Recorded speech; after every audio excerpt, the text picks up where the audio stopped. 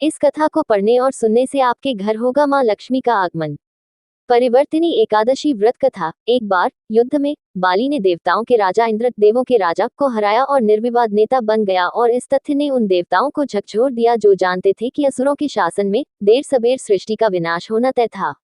इसलिए उन्होंने भगवान विष्णु से हस्तक्षेप करने और देवलोक और पृथ्वीलोक को बाली के नियंत्रण से पुनः प्राप्त करने की अपील की। हालांकि चूंकि बाली विष्णु का भक्त और एक उदार राजा था, इसलिए भगवान विष्णु ने उसकी भक्ति का परीक्षण करने का फैसला किया। तो भगवान विष्णु ने अपना 5वां मुख्य अवतार वामन एक बौना लिया और बाली के दरबार में उपस्थित हुए।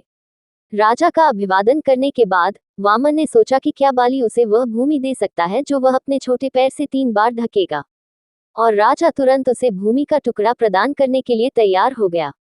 दिलचस्प बात यह है कि बाली के गुरु शुक्राचार्य को पता चला कि वामन कोई और नहीं बल्कि भगवान विष्णु थे।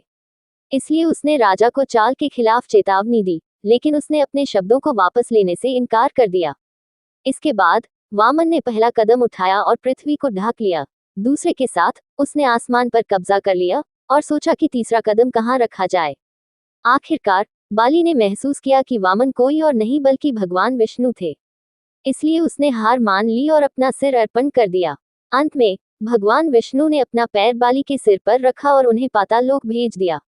श्री कृष्ण ने युधिष्ठिर से कहा कि जो लोग परिवर्तनी एकादशी का व्रत रखते हैं और भगवान विष्णु की पूजा करते हैं, उनको समस्त पापों से मुक्ति मिलती है।